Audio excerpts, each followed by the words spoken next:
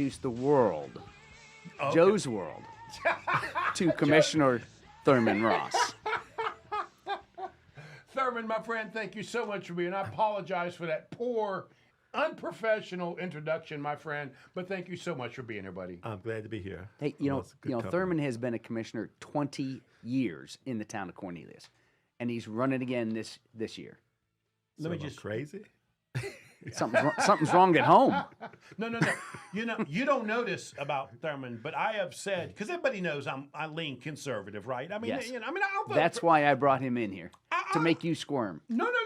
You didn't. He's going to give great answers, and you're going to be embarrassed. He knows he's got the title, my title of my favorite Democrat. He knows. Okay. I love Thurman. I thought we didn't have political parties. Well, you local got to elections. know where they It's lean. nonpartisan. That's right. Supposedly. Thurman said it's nonpartisan. But Thurman, us voters know where you lean. You understand that, don't you, buddy? But I love him, and I'm tell you why. Because he's real and he's genuine. He lets me and the voters know, the town of Cornelius know exactly where he stands. That is not the case for most of the other members. And then I'm going back 20 years, and that's why you and I have always just hit it off. I mean, Thurman doesn't come to me and agree with me, right? There is no hidden agenda. I have never caught a hidden agenda in all the times, and I've studied him. Matter of fact, I think Thurman's most favorite words to me are, we don't agree. Right? But he does it in a way I'm like, okay, all right, that's a good place to start from. You know? We don't have to agree. So thank you, Thurman. I appreciate it. We didn't call you here for politics, but we can't ignore that you really are a community leader, and that matters, right? I mean, there are certain people in this community that we look up to. You, my friend, are one of those people. So thank you for taking the time to be here, buddy. I appreciate it. Glad to be here. Appreciate that, Joe. So walk me through, because I've known you for years, right? You know me for I only years. know you as a commissioner, a friend, and a real estate dude. Right. Is that fair? Did I fair. get Pretty that? fair, yeah. Walk me through your real estate business, because we talked years ago where you and your brother used to be in the garbage business. Am I right about that? My dad started the garbage business. Okay. My brother's still in the garbage business. Okay. And I went into real estate. Yeah. And so I've been in the real estate about over 20 years. I've been with a couple of different companies. Now I'm currently with Keller Williams, all around Lake Norman area. So I like real estate. I've seen the change from when we first started in politics. Even I'll go back further than that. When my dad had me out there working on all the yards around the lake and putting in septic tanks. And that's when I fell in love with the houses and the construction side and decided to go into real estate. So do you do mostly residential stuff? Residential, yeah. Cool. Do you focus on size of homes, or does it matter to you? Where's that work? Because a lot of people I know that've been in the business a long time, they start to narrow their focus on what it is they do. Kind of mid-price range, yeah. And I try to... Which is changing, man. It's changing. Mid's $1 million now, you know. That's true. It's changing. I like to deal with first-time homeowners, just to see Okay. that excitement and they challenging them getting their house and then working through the process to get to that point. Got it. Yeah. So if somebody wanted to reach you because they're thinking about buying a home, how could they reach you? They can reach me through Keller Williams at trkw kw.com at Keller Williams, or Thurman Ross. I try to keep it simple. Thurmanross at gmail.com. Okay. Yeah, just first and last name, no extra characters, anything like that. And if y'all don't know where Thurman is, you just send me an email, send Julie an email. We'll get you in touch with Thurman. Because we always keep an eye on Thurman. We got to know where he is at all times. It's best. I think it keeps him honest. Keeps me honest. So- Accountability. You know, one of the things I learned over the years, it's hard to believe it. I've been doing this show over 10 years. People really like to know the personal side of our guest, right? So now you don't got to go back to 1962, but it does sound like you got an interesting life. So your father started a garbage business in the area?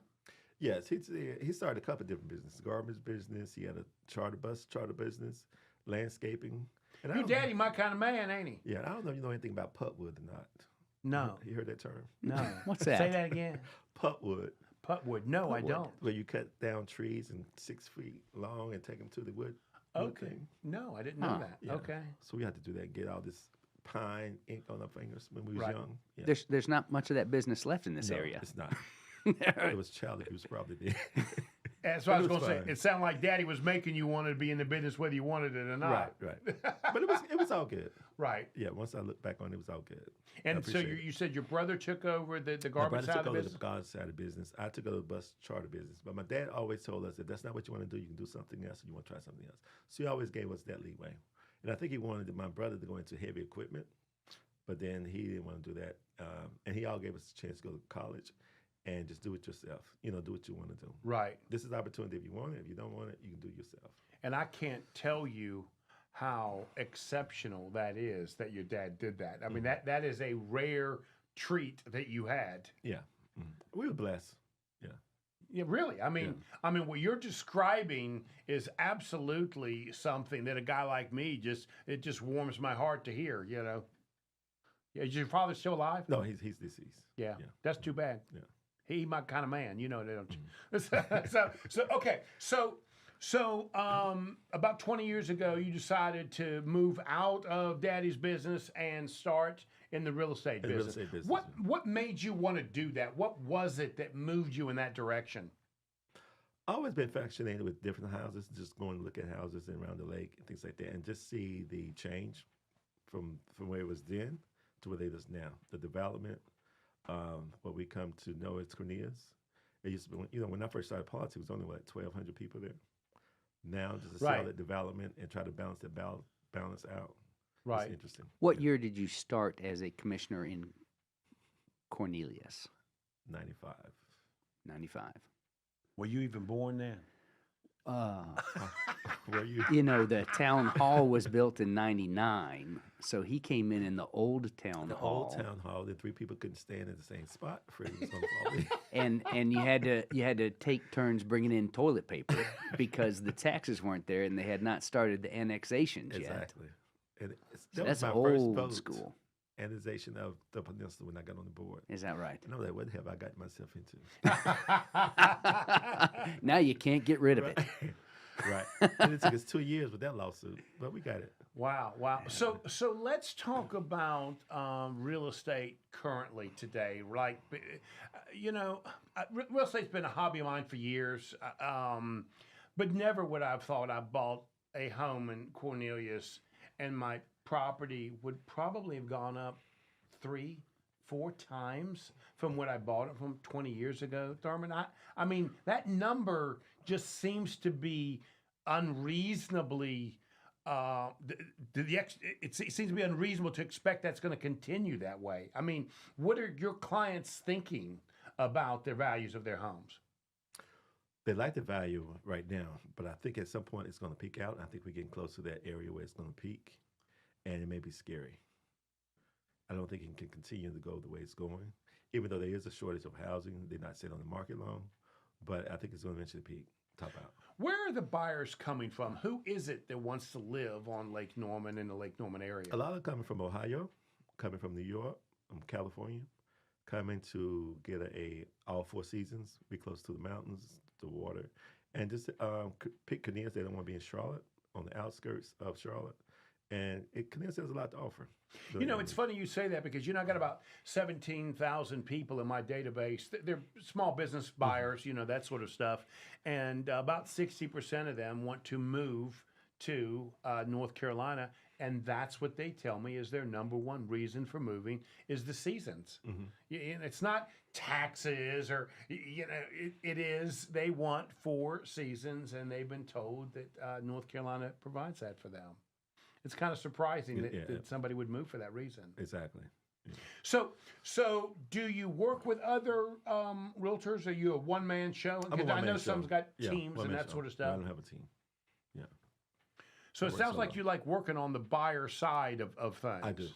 I do. The buyers that are moving from up north, are their property values up there jumping like ours have? Yes, they're coming down here paying cash or almost cash for their houses. So yeah, Nice.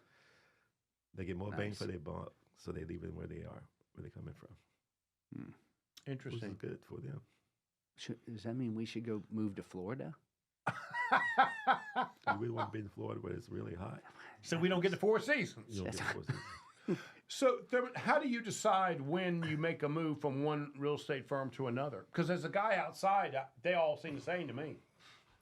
It depends on. I look at them after I've been there for a while and see if there's any growth potential, any education potential, and what do they have to offer as a client. And it's been some changes, so that's when I decided to move. It's time for me to leave. Right. Yeah, I'm not the one just hop around every couple of years, so I try to stay there for a while.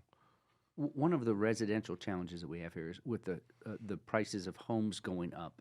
It doesn't leave much room for first home buyers, which is what you're shooting for. What are you telling those people? We're getting ready to take a break. When we come back, let's pick up on that. Okay. First time home buyers and Lower income, home lower buyers. income. So or let's affordable housing. let's take those one by one, right? So you like focusing on first time home buyers. I used to think years ago, right, $100,000 was a big deal. You can't even find a home for $100,000. You can't. So what does a new home buyer, first time home buyer look like? What profile is that now? It's one. Most of them are staying at home with their parents, saving money. Two, purchase. And I guess they move back in the house, and then the parents may help them out just to get them out of the house. Okay, I get that. So that's how Okay. I return home. So that's challenging because they have to save a lot more money. It takes a lot more time to get to the house they want, the price point that they can afford. Right. Yeah. So if they don't have a decent job, it really sucks. It's really. And not only that, but interest rate now has changed drastically the amount I can afford, right? It has, yeah. But at some point in time, you got to bite the bullet. Regardless of the interest rate, houses are still selling. So you just pick your time when we get everything right in terms of your down payment, things like that, and then bite the bullet. So what advice do you give these? I'm assuming they're younger people. I mean, if you're saying they got a really good job, Thurman, they're not young anymore. They're got to be about 30, right? Yes, they're getting to be a little bit older. Because, 20 years, they still have a lot of disposable. They may not want to live in a single-family home. So they may tend to go to the city and live. And then once that burns out, they begin to get married, take things a little bit more serious. Then you have two incomes. Right. Okay. So you stepped into where I wanted to go here, right? Which is like, when do you help advise them rent or time to buy? How do you? What are the pieces to decide how to do that? Depends on how mature they are and where they are in their life in terms of their early 20s. To me, you can't tell too many 20-year-olds anything. Right. They have all the answers. So as they get older, Oh, I got one. I know. Oh, yeah. So as they get a little bit older, they look at life differently and they want to settle down, have a family. And so that's when they get serious about savings and they really want their first time home. Got it. That is surprising. I literally remember buying my first home when I was 17 years old. My mom had to sign for me to What be able did to you buy do that you had to leave when you were 17? No. It was just a rental property. I lived with my mom at the house 27 years Okay. old. No, I'd still be living with my mama if my wife would let me. Okay, so that's first time home buyer. Now let's talk about affordable housing, because that's a whole nother area, right? That's a whole other area, affordable housing. Then what's affordable? It depends on who you're talking to. Right. Because everybody has different incomes and it's what's affordable to them. And I'm just cheap. Yeah. I'm just So cheap, you so can I see- want a so low. what's I want a affordable. low dollar amount Yeah. home. And then in Cornelius, that's a big issue in Cornelius. So I don't know how we address it. I know one business owner, what he did, he brought a house because his employees could not afford to live in the area. So he brought a house and then in turn rented it back out to them. Ooh, So that's nice. cool, innovative. yeah. Just so they can stay in the area. Interesting. He turned into a That's a great duplex. investment for him too. Right. Yes. So it takes care of itself and then they're going to come to work. Well, for me, I've always thought the solution is for towns to get together. In other words, listen, it doesn't. Okay, I live in Cornelius, right? And it'd be nice to support, the small business owners in Cornelius. But honestly, the small business owner in Huntersville or Davison or Mooresville, even if you want to take a good look at it, maybe even Troutman, but to get all the towns together to come up with some solutions, I think is a better way to solve this than each town trying to come up with a solution, because this is very expensive any way you cut it. It is very expensive, yeah. Even the city of Charlotte, all the money they got for affordable housing, they don't have the answers, solutions. They have plenty of money for it, but they don't know how to spend it or what's the best program that's going to get big bang for the buck and help the people. Right, Yeah. right. Yeah. Yeah, because this is a long-term solution for, you're talking to a guy that had many restaurants inside office, but I have well over 175 employees in restaurant. And believe me, I absolutely, one of the things I used to do, and I was so proud of this, even to this day, this is 20, 30 years later, right? Doing this, I used to, most of my restaurants are inside office buildings. I would literally find the closest apartment to that office building, and I would rent a couple apartments for my managers and key employees to be able to live in. And it really did make the difference for them to have good, happy lives. That requires employment people to really think about it. But it really, now I pat myself on the back, look how smart it is. But the truth is, good employers were doing that 7,500 years ago, opening up manufacturing plants and then making sure they had good places to live. Yeah, so Somehow we gotta get back to that. But can the business afford it with the way things are expensive for them as well? Right. So you look at their costs and their overhead and their employees, it's tough. Yeah. But then if we don't have the affordable housing, who's going to work the service jobs? Right. Yeah, so it's a domino effect. Okay. So do you think it's plausible to get 4 or 5 towns together to solve the problem? What would be involved politically for that to happen? Put the egos aside and come together for a common cause and really address the issue. And the work only together. commissioner I know that can do that is a commissioner that don't carry his ego on his shoulder, and that's Thurman Raw. Amen. Amen. But thank you. I don't have any hidden agendas. I'm not trying to move to another step. Now I'm gonna move up. Sound clip. Now that I've helped you, now I'm going to hurt you by asking you a question that there is no easy answer to, right? Okay. And that is commercial development, right? I really supported strongly the flex use stuff on Bailey Road. I like that kind of stuff. It supports small business. To me, it really fits, right? The mayor that I'm supporting, Bill, how you say Bilodeau. Bilodeau, right. Sorry, Bill, for that. Dennis. Sorry about that, Dennis. Messed up your name, Dennis.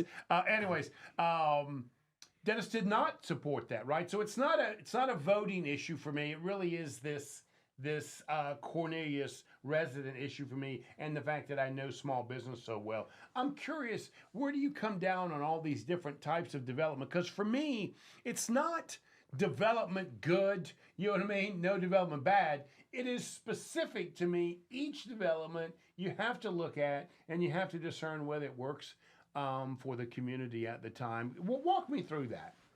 You've had to find the balance in that, and it's tough. But I think in finding the balance, you got to bring the community on the front end, depending on the area you're looking at, along with the developer, because you don't want the developer to go and spend a lot of money and then bring it to the community. Because that's what's happening now. And that's what gets the friction, because they don't know it to the last minute after he invested a lot of money. So you really got to work with and find a balance. If there is a happy solution, everybody's not going to get what they want. But I think he can do it in such a way that everybody gets some of what they want and benefits the town. See, you just hit on it. See, and I want to just pop some people on the back of the head because they missed this point. And the point is, don't ask me to spend, because that's what's happened, hundreds of thousands of dollars before you approve it. Right. There's got to be a way to get some type of comfort level for the developer, and then they're willing to go through the process and make that happen. I've got a client of mine down on Catawba Avenue, 73, excuse me, that opened up a wedding venue. They had to spend $222,000 before they even knew if they were going to be allowed to actually open. Now imagine that.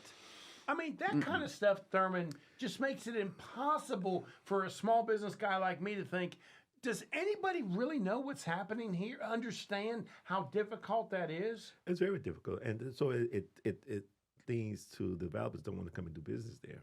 And it hurts everybody. Because you have to find that really balance with residential and commercial or businesses for the tax purposes. But it's tough. And I feel for developers spending all this money up front and they don't know if they're going to get approved. Right. And of course, last time around, everybody got bumped, and then I don't think we ended up with anything any better. Somehow we have to know what to expect before we start voting for people. I think that's really important in this process. It's kind of why I like you, buddy, because you're a known quantity. I know That's exactly right. where you stand. Established. I might have to beat Thurman on the back of the head a couple of times. But we don't have to agree. That's right. That's We don't right. have to agree. That's right. But I'm not going to vote just based on getting a vote in the next election. I'm not going to make a That's decision right. based on that. Because I think you do no town harm and you're not true to yourself or the citizens. Well, I think you being genuine is absolutely why people that are interested in buying some real estate ought to consider Thurman, and people thinking about who to vote for. According to this, you also are the guy for that as well, my friend. As hope as so. always, it is a pleasure to talk with you, buddy. Thanks. Do you have one final question you want to ask this man? Because you blew the intro. So do you want to try and Take do us a out. better job? You better hurry up because we don't got but about 40 seconds. Your hesitation leads me to believe you can't do it. You just can't do it. What is the number one Number one. thing wrong with the town right now that you would want to address? And you ain't got but 20 seconds to tell me. At the time of the address, Yes, I would say it's traffic. the traffic. Traffic. And we would address that by going to the DOT and asking for something. Well, I think it has done pretty good so far in terms of working with the DOT and what's coming up. But we still need some more money. And I don't know if this pot is big enough for us to get the money. Thank you, Gotcha. my friend. Thank you. Thurman Ross, really appreciate it, buddy. Thanks. You Thank are you, listening to Thurman. Local Biz Now. I am Joe Vagnone. If it's Monday morning, say it, James. Say it, say it. Your business matters. Yeah. The new 1059 100.7 W.